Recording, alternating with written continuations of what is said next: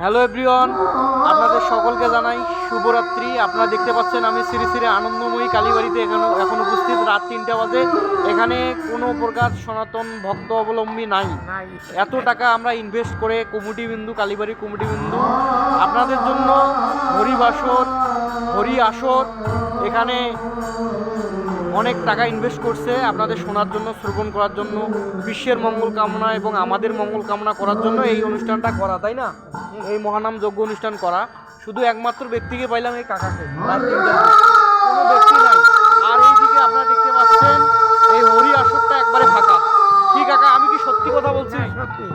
আপনারা অবশ্যই কালকে আসবেন এবং রাত জাগবেন এখানে। আপনাদের জন্যই এই মহানাম যজ্ঞ অনুষ্ঠান করা। হ্যাঁ কাকা, এখানকার আবার জোগাড়ি না, এখানে কমিটি অর্থাৎ এখানে যত প্রকার যোগান দেওয়ার লাগে ঠাকুর পূজার আপনি দেন, এই কাকা একমাত্র আছে, এই পূজারি। আর এই দিকে আপনারা দেখতে পাচ্ছেন এটা কমিটির চেয়ারও ফাঁকা আমাদের। আর এই দিকে দেখতে পাচ্ছেন আমাদের মহানাম যজ্ঞ অনুষ্ঠানের যে ভক্তবৃন্দ তারাও নাই, শুধু একমাত্র ব্যক্তি আমি।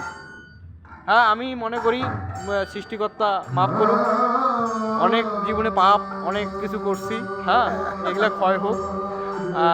ঈশ্বরের কাছে সবসময় মঙ্গল কামনা করি, নিজের এবং অন্যের। সবাই ভালোভাবে চলাফেরা করুক, খাও।